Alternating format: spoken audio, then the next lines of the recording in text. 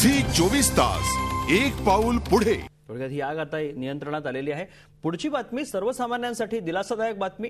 इंधन दरवाढ तुर्तास टळलीये। पेट्रोल, डिझेल आणि घरगुती एलपीजी गॅसच्या दरात भाववाढ प्रस्तावित होती। केंद्रीय पेट्रोलियम मंत्र्यांनी दरवाढ करणार नसल्याचं स्पष्ट केलंय।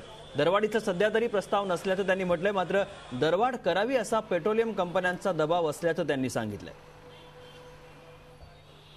There are no immediate proposals in regard to the prices of various oil products, including petrol.